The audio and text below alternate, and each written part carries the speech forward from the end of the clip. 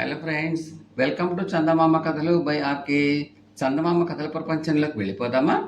ఇప్పుడు చెప్పబోయే కథల్లో మొదటి కథ గంగా మంగ. ఈ కథను రాసిన వారు శ్రీ మాచిరాజు కామేశ్వరరావు గారు. శ్రీహరి ఒక రైతు కొడుకు.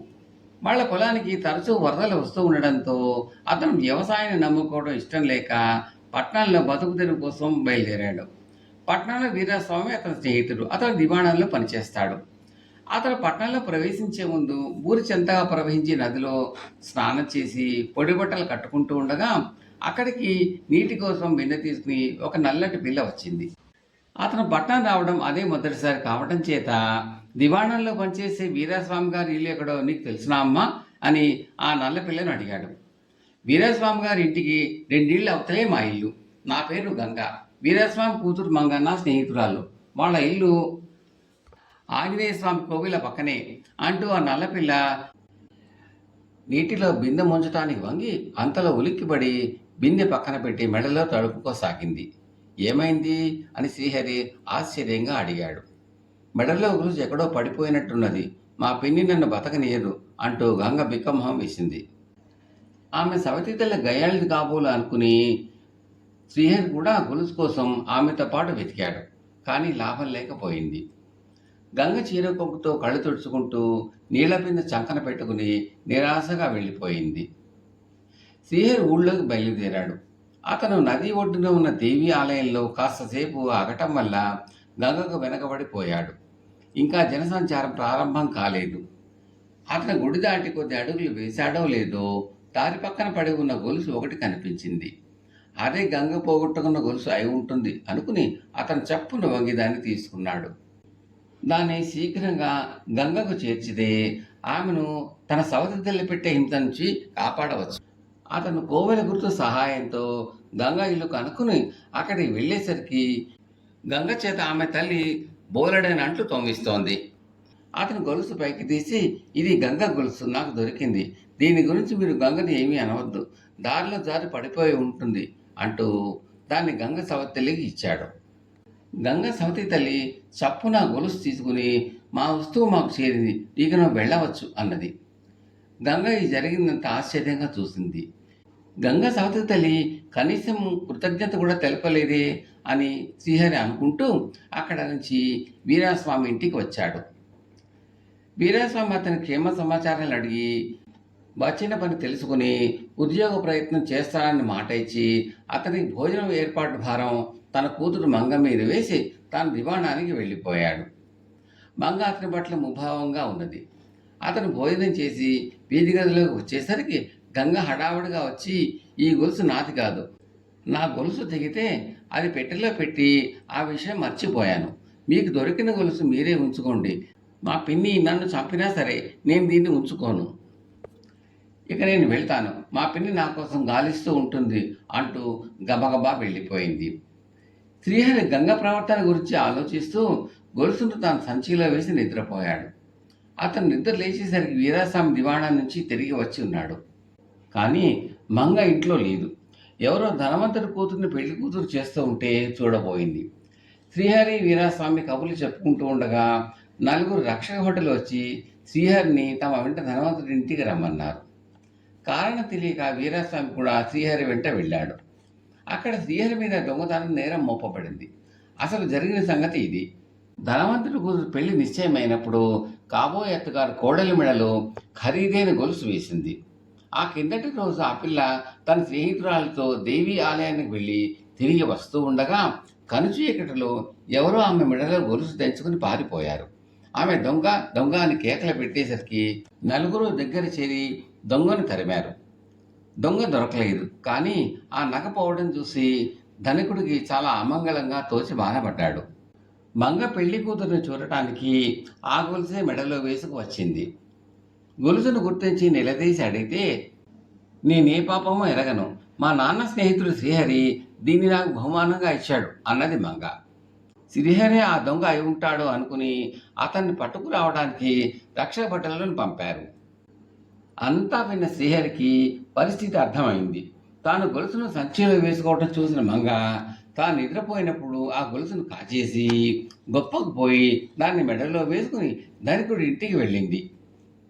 ఈ గొలుసును మంగకు నువ్వే ఇచ్చావా అని ధనికుడు శ్రీహరిని అడిగాడు. అవును అని శ్రీహరి గట్టిగా చెప్పాడు. అయితే నువ్వే దీన్ని మా అమ్మాయి మెడ నుంచి లాగేశావన్నమాట అన్నాడు ఆయన.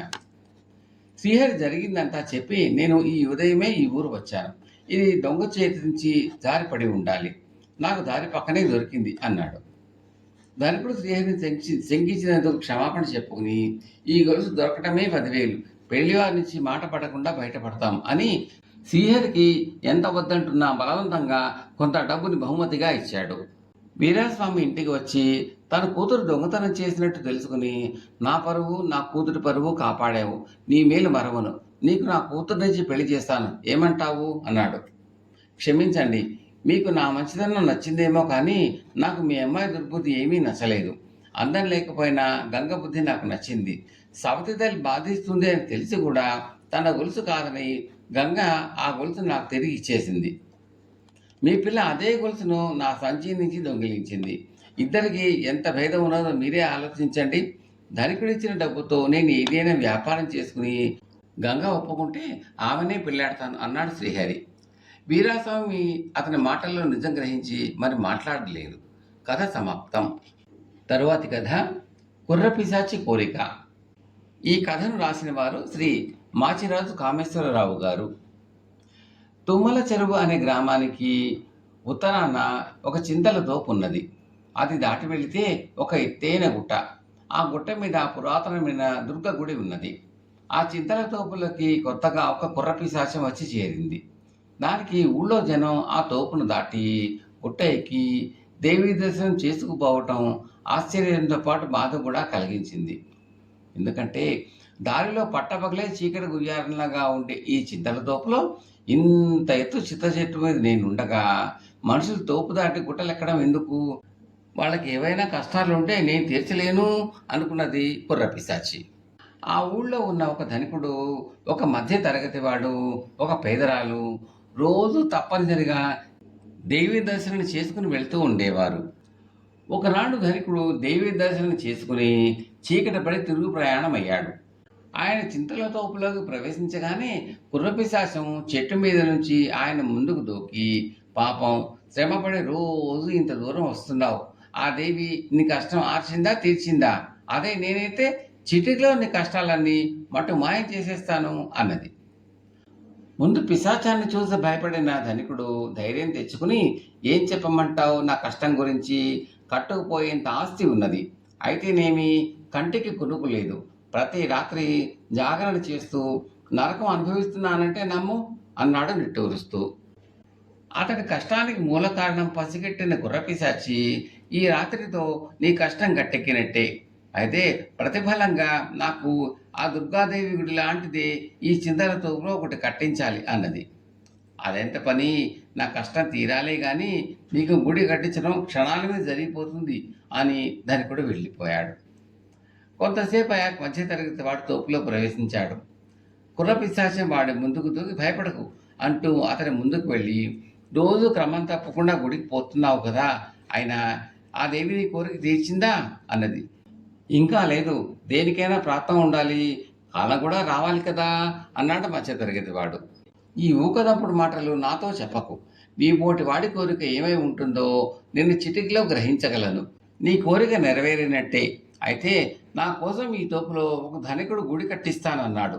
రోజు అందులో దీపం పెట్టే బాధ్యత మాత్రం నీదే సుమా అన్నది గుర్రపిశాచం ఎంతో ఉత్సాహంగా. నా కోరిక తీరాలే కానీ గుడిలోనే ఏం కర్మ, ఇంట్లో కూడా నీ పేరు చెప్పుకుని దీపం పెట్టుకుంటాను. నాకు 25 ఏళ్ల వయసు గల కూతురున్నది, కట్నం ఇచ్చుకోలేకపోవడంతో దాని పెళ్లి జరగటం లేదు. అది గుండెల మీద కుంపట్లాగా తయారైంది నా ప్రాణానికి అన్నాడు మధ్యతరగతి వాడు. నువ్వు అంతలా చెప్పాలా?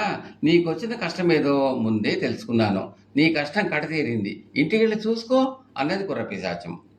మధ్యతరగతి వాడు ఇంటికి వెళ్ళి కొద్దిసేపటికి ఒక పేదరాలను అటుగా వచ్చింది. పిశాచం ఆమెను పరామర్శించి, నీ కష్టం తీరుస్తాను, ఈ తోపులో కట్టబోయే నా గుడికి మీ పేట వాళ్ళను మీ ఊరి వాళ్లను తెచ్చి జాతరలు సంబరాలు చేయించాలి అన్నది.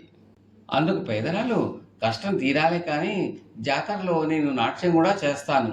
నా మొగుడు తాగుబోతు, ఏ పని చేయడు, నేను కష్టపడి తెచ్చిన డబ్బు కొట్టి లాక్కుపోతాడు అన్నది కన్నీళ్లతో. ఇక నీకు ఆ బాధ లేదు, ఇంటికి పో అన్నది పిశాచి.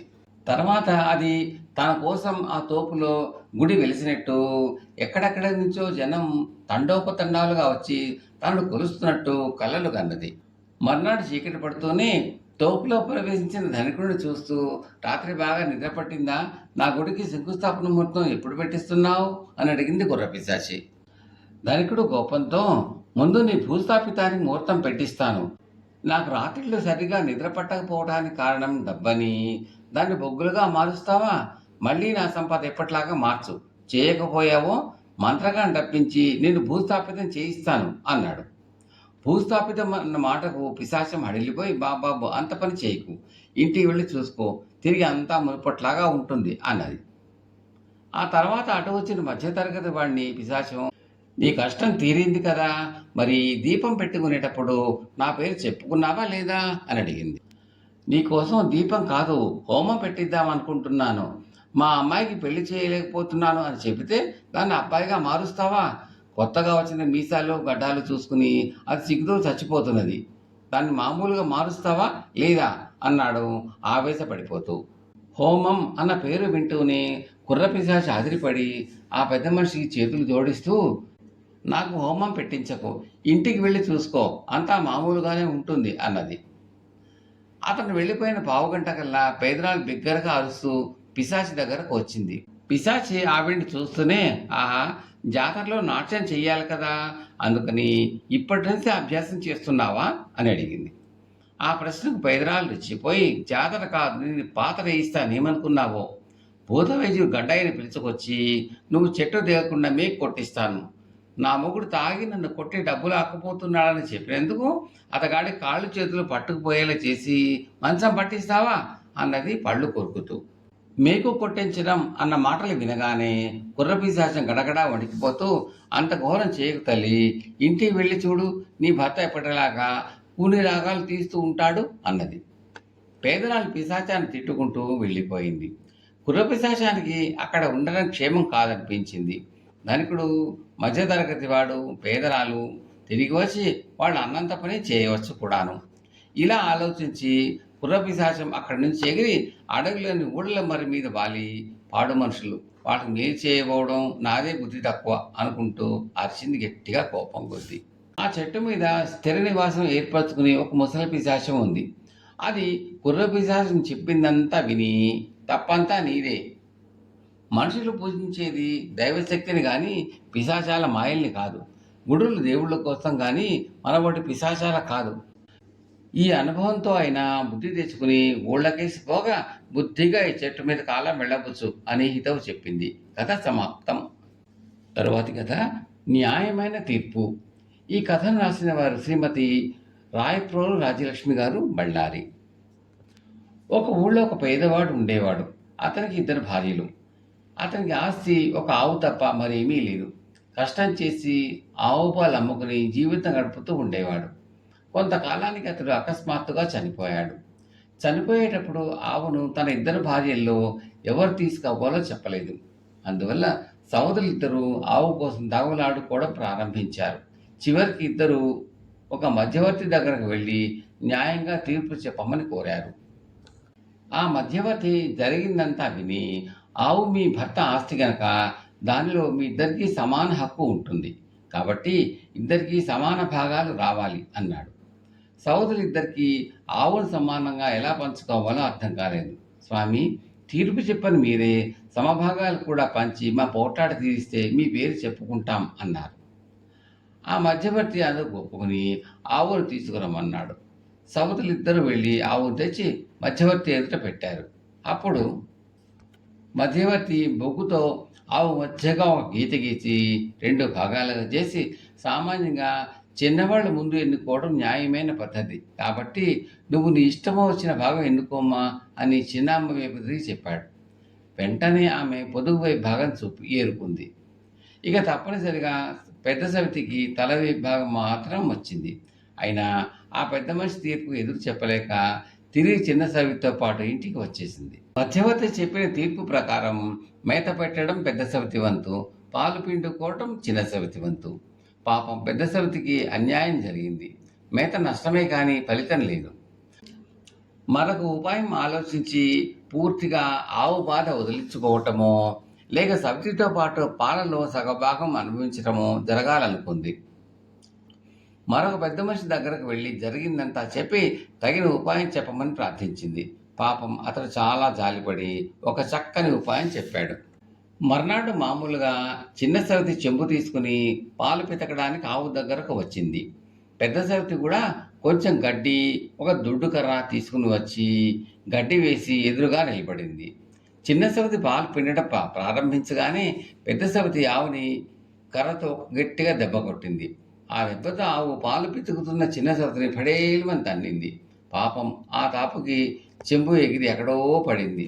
మోచేతికి బలమైన గాయం తగిలి అమితమైన కోపం వచ్చి పెద్ద పెట్టిన తిట్టడం ప్రారంభించింది. ఆ తగవులాట విని చుట్టుపక్కల వాళ్ళంతా వచ్చి తగవులాట కారణం ఏమిటి అని అడిగారు. చిన్న సవతి ఉక్రోషం పట్టలేక నేను పాలు పిండుకుంటూ ఉండగా ఆవును కొట్టి పాలు ఇవ్వకుండా చేసింది అని చెప్పింది. తర్వాత పెద్ద సవతి మొదటి నుంచి జరిగిన కథ అంతా చెప్పి నా భాగాన్ని నా ఇష్టం వచ్చినట్టు చేసుకుంటాను, నేను కొట్టితే దానికేమి, చంపితే దానికేమి, ఆమె భాగం నేను ఉట్టలేదు, పాలు పెట్టుకోవద్దని చెప్పలేదు అన్నది. వచ్చిన వాళ్ళంతా ఆమె ఉపాయానికి ఆశ్చర్యపడి ఇద్దరిని సమాధానపరిచి చెరకు పూట ఆవు పాలు పిండుకునేటట్లు, చెరకు పూట ఆవుకు మేత వేసేటట్టు తీర్పు చెప్పి వెళ్ళిపోయారు. ఆ రోజు నుంచి ఇద్దరు సవతులు మంచితనంగా కాలం గడుపుతున్నారు. కథ సమాప్తం. తరువాతి కథ అదృష్టహీనుడు. ఈ కథను రాసిన వారు శ్రీ బొమ్మిడి అచ్చారావు గారు. కథలోకి వెళ్ళబోయే ముందు ఒక చిన్న మనవి. మీకు ఈ కంటెంట్ నచ్చితే లైక్ చేయండి, బంధుమిత్రులు షేర్ చేయండి, సబ్స్క్రైబ్ చేసి గంట సింబల్ కాల్ కూడా నొక్కండి. మీరేమైనా సూచనలు ఇవ్వాలనుకుంటే కామెంట్లో తప్పక పెట్టండి, అది మాకు ఎంతో ప్రోత్సాహాన్ని ఇస్తుందండి. Thank you very much. ఇక కథలోకి వెళ్దామా? రామయ్య అనే చిన్న రైతు చనిపోతూ తన ఇంటిని, 4 ఎకరాల భూమిని తన ఇద్దరు కొడుకులకు సమంగా పంచాడు. పోయే ముందు రామయ్య తన చిన్న కొడుకుతో, నాయన నీకు ఏది కావాలన్నా అన్నను అడుగు, కష్టకాలం వచ్చినప్పుడు నీ పొలంలో ఈశాన్య దిశలో బావి తవ్వుకో అని సలహా ఇచ్చాడు. రామయ్య పెద్ద కొడుకు రంగడు మంచివాడు, మంచి పనిమంతుడును. రెండోవాడు సోముడు దేనికి సమర్థత లేనివాడు, సోమరిపోతూను. తొలకరి దాగానే రంగడు తన వంతు పొలంలో పనులు ప్రారంభించాడు. సోముడు అన్న సలహాలను పెడచెవిన పెట్టి పొలం పని చేయక తిరుగుతూ వచ్చాడు. ఎన్నోసార్లు చెప్పి రంగడు విసిగిపోయి ఊరుకున్నాడు. రోజులు గడుస్తున్నాయి. రంగడి పొలం పచ్చగా చూడముచ్చటగా ఉన్నది. సోముడి పొలం బీడుపడి ఉన్నది. సోముడికి అన్న పొలం చూసి కన్ను పుట్టింది. వాడు రంగడితో, అన్నయ్య నీ మాట విననందుకు చాలా బాధపడుతున్నాను. నాకు వ్యవసాయ పనులు చేత కావని నీకు తెలుసును కదా. నా పొలం బీడుపడి ఉన్నది, దాన్ని కాస్త సాగు చేసి పెట్టు అన్నాడు. దానికి రంగడు సరైనని తమ్ముడు పొలం దున్నసాగాడు.